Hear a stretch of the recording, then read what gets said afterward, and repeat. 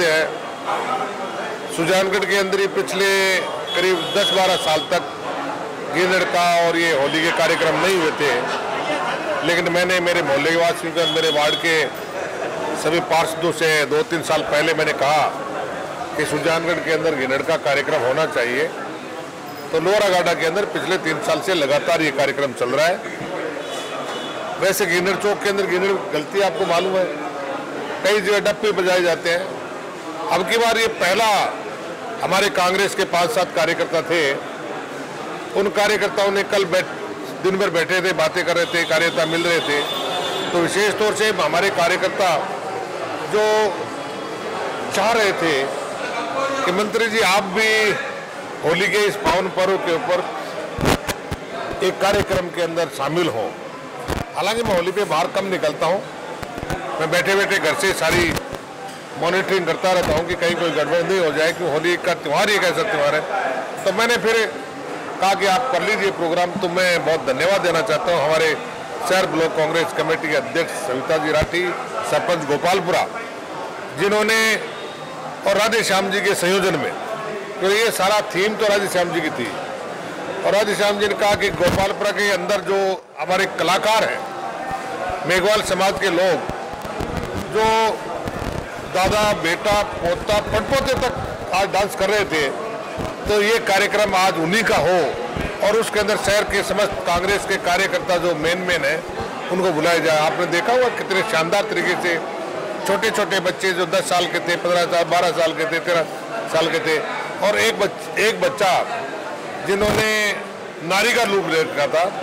मैं समझता हूँ ऐसा उसका शरीर, मैंने मेरी 71 साल के राजनीतिक जीवन में मैंने तो ऐसी लचक किसी भी कलाकार में नहीं देखी जैसी उसमें लचक थी। जिस प्रकार से उसका शरीर, वो मतलब इस प्रकार का शरीर मुझे देखने को।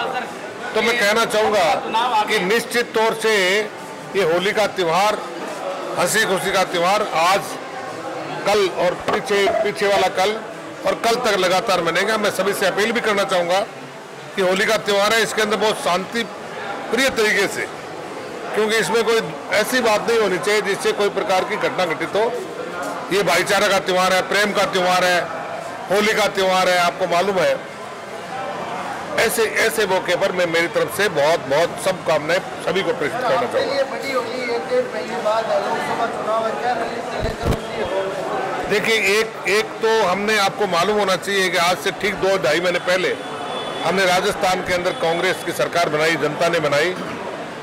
और राजस्थान के अंदर कांग्रेस सरकार बनने के बाद इस 3 महीने के पीरियड में एक से बढ़कर एक काम हमने करने की चेष्टा की।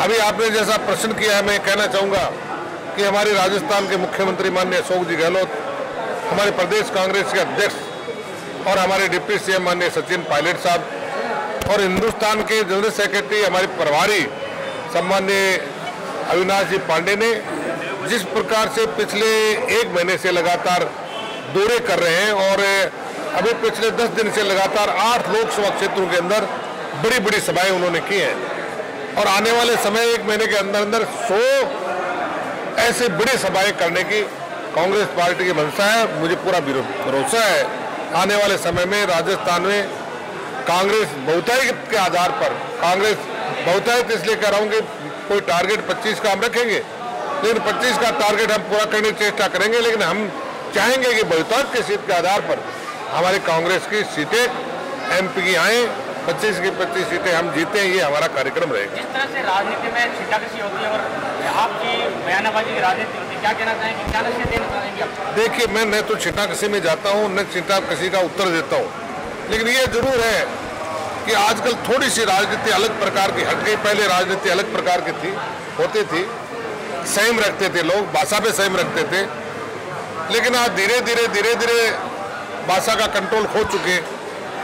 मैं अपील करना चाहूँगा सभी कांग्रेस के नेताओं से, बीजेपी के नेताओं से, सभी पार्टियों के नेताओं से कि बड़ा सोच समझ करके, तोल करके उसके बाद में बोलने की आवश्यकता होनी चाहिए, क्योंकि ये प्रजातंत्र है।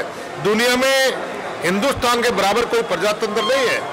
ऐसे प्रजातंत्र जो बहुत मुश्किल से प्रजा का राज मिला है, कांग्रेस ने बड़ी मुश्किल से इस देश को आज़ाद कराया। 70-72 साल के इस पीरियड के अंदर जिस प्रकार से राजस्थान में और हिंदुस्तान के अंदर विकास के काम हुए हैं, तो मैं कहना चाहूँगा कि थोड़ा संयम बरते तो अच्छा रहेगा। Thank you.